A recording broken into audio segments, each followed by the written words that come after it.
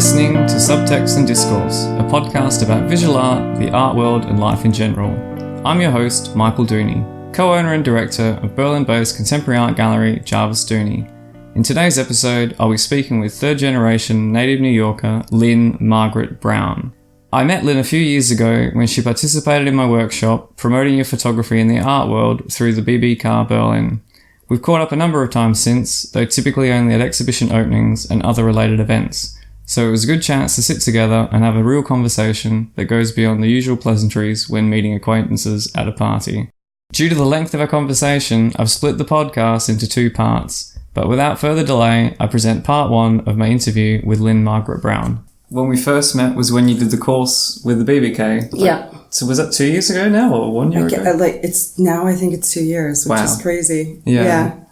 But I think, because you were in the first postcard salon and you were in this one as well. Mm. But when I looked through a lot of your website, I realised that you do a lot of... And I don't have my photos on my website. Yeah, it's mostly but I did social documentation and video work that you're doing. Yeah, video, and a lot of... Because I began like very traditional ground like foundations in art, like with my university studies. But before that, I was a dancer. Oh, really? I went to like a specialized high school in New York City for dance, which was also a public high school. And at the same time was doing art because for some reason I thought it would be a better career to go into visual arts, and somehow like convinced my parents that was like a better way. I was like, yeah, don't worry, I'm not going to be a dancer. Like I'm going to do painting. But I think the thought was that I could like do some kind of graphic arts, but this is, early 90s. Mm-hmm. So it was also just a really different setup in the U.S. and as far as the specific Rutgers where I went, which had this like very long tradition of very political work. Mm-hmm. But you were in New York, weren't you? And New York kind of... Born and raised in New York, yeah. And I guess the closest thing I can compare it to is London and the UK, that it exists outside of everything else, and New York is like its own entity, really. And so even whatever is happening in the greater US, what's happening in New York is kind of its own little epicenter. But this is what's funny is I actually went to school in New Jersey, but 1 hour outside of New York. So the people who live there actually work in New York. But it was really because I wanted to go. Most people I knew went again to only art schools. Mm-hmm. So for some reason, I also wanted to go to a place where I had the opportunity to continue dancing as well as doing visual arts. And it was a bit of a lie because they were like, yeah, you can do foundations in visual arts, which is completely impossible to do that and go another art route at the same time, at least in that time period, because everything was compartmentalized into like, you're going to be a painter, you're going to be a photographer. Okay. Yeah. And I don't know how it is or was. I think it's probably not. It's much more cross-disciplinary now. Mm-hmm. And I always sort of maintain this cross-disciplinary thing, which is why I went to Rutgers University, because they had a very difficult art school to get into, but were part of a greater university. So I wouldn't just be with, like, I felt like it was too close to just go to school with kids who were like just doing art. Okay. Because I was always like in that world, and even though I ended up being with them most of the time anyway in the university, you were actually around people who were studying other things as well. Oh, that's good. So that was sort of my thinking at 17 when I was going. Also not knowing I was dropping myself like very into a extremely hardcore political, like really grounded in politics art program, which was probably the hardest thing I've ever done in my life, still to this day. Oh, right, okay. Yeah. And what period was that? This was like, I finished in like 1993. Okay. So this was pretty early. And this was also like the movements of what was happening at the time, like feminist art and like, I couldn't really just, you weren't like making work to make work. Mm-hmm. And this might have also been I'll get in trouble now for saying this, but it might have also just been, where I went, because the actual university itself is like a very political university. Again, at 17, coming from New York, I was like, and this was like a huge big deal that I went to school in New Jersey, leaving New York. People were like, what's wrong with you? Like, it's like I was going the other way. Yeah. But I also had the opportunity to work with like great people. I didn't have the opportunity to work so much in photography, but it's funny. I did 2 or 3 courses which was all, analog. It wasn't digital. Yeah, digital cameras. Like it was like actual, yeah. So I feel very lucky to have had that experience because doing photography I always used it as part of my work. Mm-hmm. So I also think it's great that you let me be in part of these when I shows when I feel like I'm not like grounded in photography, even though photography is part of my work.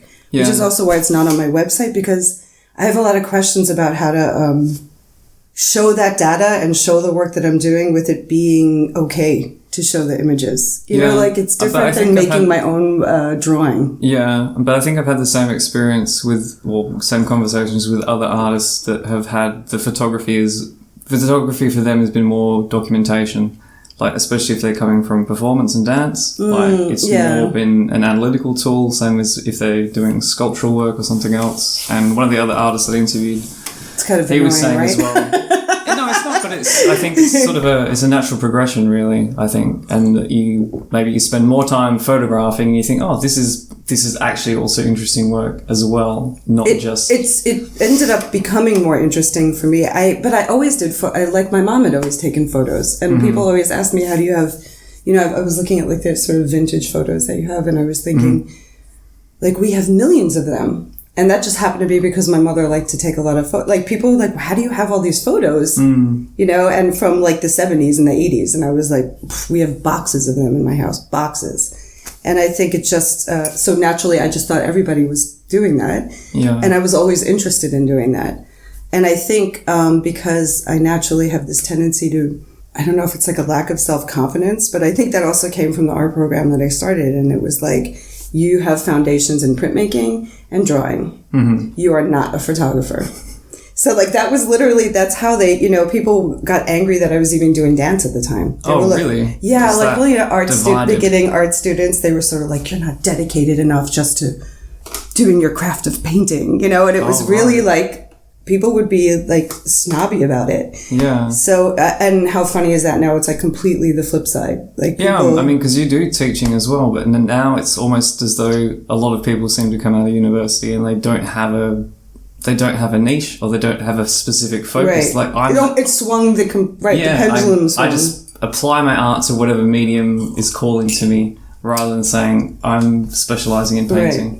But when I think about it, like at the time, I didn't understand why it was that way. Now I do understand why it was that way. And also it's just, probably was an easier way to like sell yourself to people. It's like, she is a painter. Mm-hmm. He is a photographer. So like, it really, people know where you're going, I find this the same problem with work, because I've worked as an executive assistant. I've worked in law firms. I worked as a professor. I have, and especially here in Germany, it's hard because people are like, well, what are you? Yeah. Like, are you an artist, or are you an executive assistant, or are you a philosopher, and I feel like, I don't know.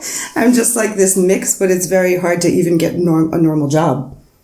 And I mean, I think if anything, the workplace or the career environment is shifting that way a lot, because we all have to be experts in everything. We have to be generalists. And I always feel like a lot of the time the art world reflects the world at large. And if you're not specific to one thing, because before, when we went to college or to university, you would train to do just that one thing, whereas now you've got to do a double degree, or you've got to do something else. And then a marketing expert, but you're also a graphic designer and you're an accountant, and you also do IT. Yeah, you can't. And then when I started studying the aesthetic philosophy, I was laughing because like the ancient Greeks were like, well, you really are supposed to be one thing. Yeah. Like that was sort of like, and then that you be the best at what you are, whether you're a soldier or whether they weren't into the art, they were into kicking the artists out, but then letting them back in, because they thought it was like too emotional and dramatic. But I was thinking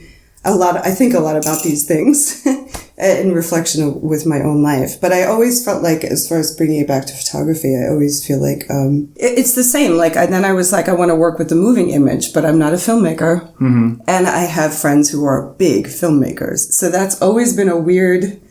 Like, can I enter into that world? Oh, right. Because that's to do that. You know what I mean? Like, or are they going to think I'm crazy, or are they going to be aggravated that I'm going in, you know, there's enough stress in their world with their own competition of filmmakers. But it was funny when I did this one project here, it was kind of an insane thing to do. I realized after, because of how hard it was to do. Because first of all, I didn't speak German and I was doing interviews with German people. And, this is the bicycle one? I did a social research project 2 years ago. I began it. And this was just asking people like about their own personal lives. And that's also not on my website because it's only been shown once. Oh, okay. And I'm sort of, and I can actually discuss it with you at some point aside from this, but I set up and funded my own exhibition here with like 16 huge TVs and like a massive project. It was like thousands of euros I like saved to do this so I could show individual interviews from 15 people that I filmed here based on this questionnaire that was started in like the 1920s about getting to know people when you write letters to each other to find out about their life when you don't know them. And it's like this list of 20 questions. That came from when I first got here, meeting people who felt like, I don't know who I thought I was, but they were not involved with the art world. And when I would ask them questions about politics or life or refugee situation, blah, blah, blah, they were like, why are you asking me? Like, no one cares what I think. I'm from Berlin. So as soon as I kept hearing that, like, they were like, what I think, it doesn't matter, you know? And I was like, now we're going to do interviews about what you think because it's driving me crazy. And I have a little bit of that from like where I'm from in Queens. I find that too. Like people are like, ugh, you know, like that's for like the other people to decide. Not everyone. Some people are like huge loudmouths, but a lot of people are like, I don't have time to think about what's going on here. I just need to make money to survive. Yeah. Okay. So like the politics just go, they put it in the hands of other people and then are like, what happened? Now this like, you know, horrible things happening or we're losing our housing and we did nothing before to stop it or we're not involved, you know? And my family's always involved in I always had to vote. It was always a big deal in my house. So I came, you know, like this gangbusters here with my friends and they were like, oh my God, like, Lynne. And I was like, now I'm going to put you on video and we're going to do this whole project. And I don't even know if it's an art project or a social research project, but I haven't. And then I had it like, my friend edited and mixed it. The sound was horrible because I don't know how to like work with the sound and I don't have like this wonderful normal tool that anyone would have. And it like, so this is, and then, you know, people weren't showing up for the interviews. And I knew them, like I'd have to catch them in the park and be like, come on. So this was a great learning tool about learning how people work when they're doing filmmaking and things, because I was like, right. It's not like when I go in the studio and have to do like a massive wall-size drawing and it's up to me to make it. Now I'm depending on a group.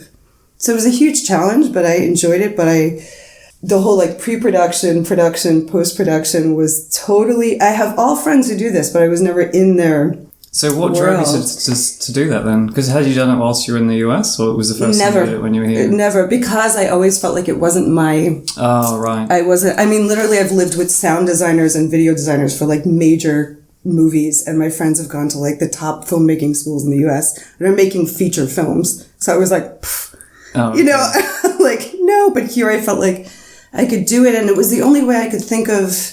Like, I can draw them, but it wasn't going to get I don't know. And I don't have a studio. So I was like, what can I do? Right. So you had to kind of go out in the field. Yeah. And then I was like, I can do video. Yeah. You know, and I could just get this little video camera. And then so there's an 8-hour film. That is all the videos that I had actually someone mixed in like Soho in New York to put it together, who's a friend of mine.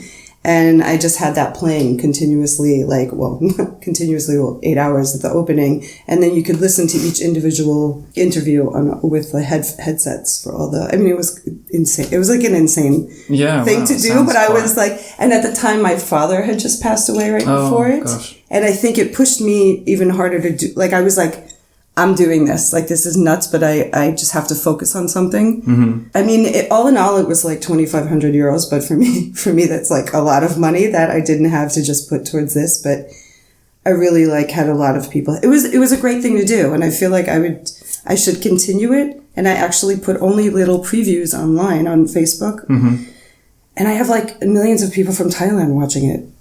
Like, it's like completely, like, I'm like, why they would be interested in this? And I don't have there is no untertitle. Subtitles. No subtitles. Because that's a whole nother thing I didn't think about, like how, so, you know, some people are trying to talk to me in English. And the other part of this is my most recent project. So I'm like thinking about it and where I can go from this, from there. But I was like, okay, then there's subtitles. Then there's when you're speaking to someone in another language and making your like ex-boyfriend speak in German to them. And you can't engage them to go further, deeper into a question because you don't know how to ask that. And then you're just happy they showed up and are on the camera, you know? So the whole thing, I had no idea if it was going to be interesting to people or not. But I do know that people felt very involved. So when I had my opening of at this place called Culture Space, I had an art residency here, and they're not normally doing residencies. Now he's changed the whole thing. The guy, it's like a nonprofit that like supports graphics and every graphic designers and all different kinds of now film projects, which is funny. Wow. After the fact. Yeah. But he gave me his space for like 3 days for free. And that's where I did the opening. And I had like everybody came because everybody was in it. Yeah, of course. Yeah. So then it's like my most successful opening I've ever had. I had like tons of people there. Like people were on the street, you know, and I brought like all this booze and had everybody come and it was great. So, I just don't know where to go forward with it. And obviously there were fails, like people who were people who were going to critique, because I didn't work with anybody who could critique me. You know, they were like, what's with the sound? Or you should have put, you know, subtitles. Or I had people really obsessed with how old the people were in the interviews. Right. Yeah. Like, you know how people just like, I don't know what their background was, but I was thinking maybe a professor or something, because they were like, there should be more information and I need to know like this person's name.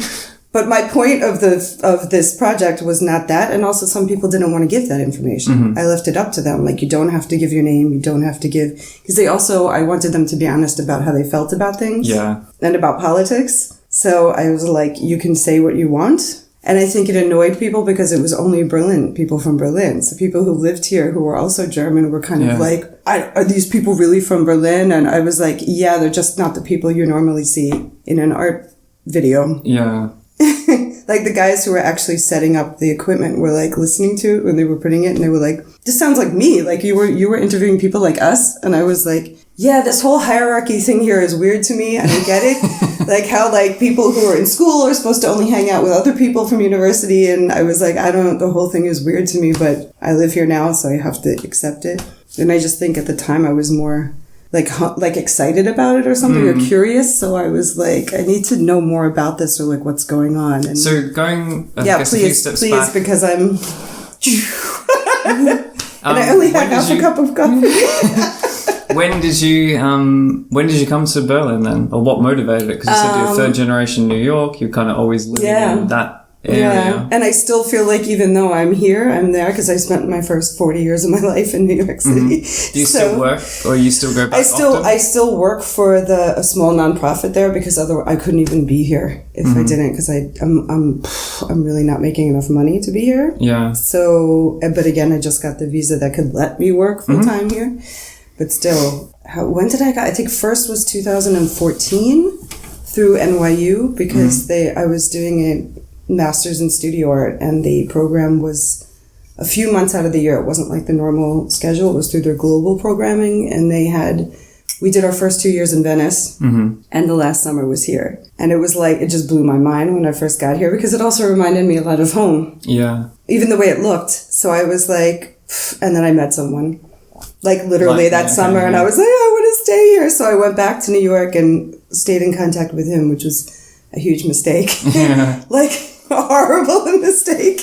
But it kept bringing me back. And then I had a show at the Grimm Museum that was a group show through the university.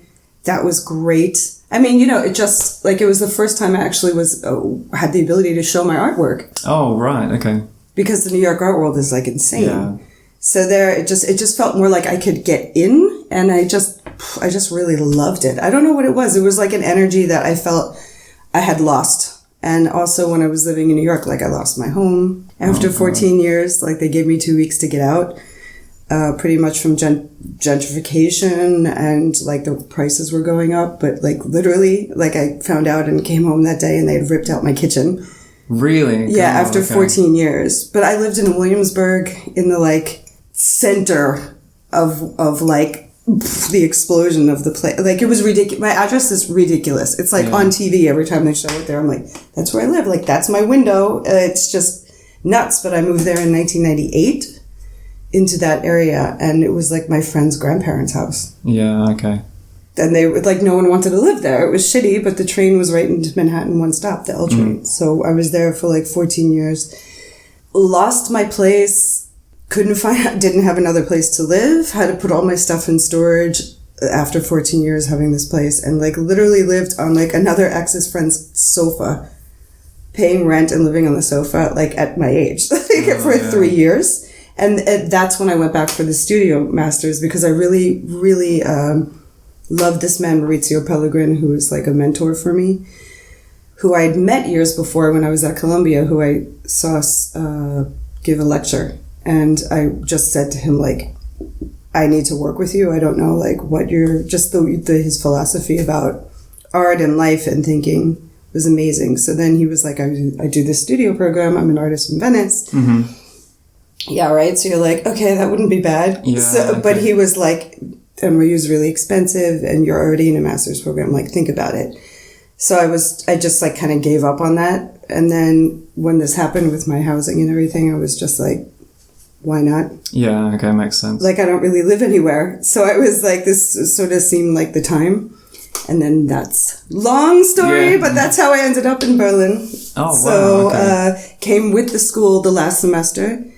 Lo and behold, NYU actually fired Maurizio Pellegrin after 40 years of doing the program the summer before I finished, when we were in Venice. Like, they came and sort of like hatcheted the whole crew from Venice to move it. NYU's a huge business. Just so everyone knows. and they got rid of it and then moved it to Berlin, but with new people. Got rid of and I mean, this artist was working with like Peggy Guggenheim and the Guggenheim Museum. I mean, it's ridiculous what happened, but so I had all these amazing opportunities, ended up here, and feel like I should be making much more of myself as an artist when I'm here, and feel so thankful for you for letting me be a part of the exhibition last year, because and the BBK, like, to be a part of that group was I just felt like, again, that's why I'm here, that like I worked to get into that and be a part of that, and I do believe that those kind of organizations are super important. But now I need to, like, this year was so hard, and when I just to even get in the show, I was like, yes. Like, I was just like, now I need to, it gives me energy to keep going. That brings us to the end of part 1. The second installment of the interview will be online in the next days. In the meantime, please follow us on social media, support us on Patreon, and we of course welcome any feedback to this interview or the ones prior. That's all for now. You've been listening to Subtext Discourse with myself, Michael Dooney.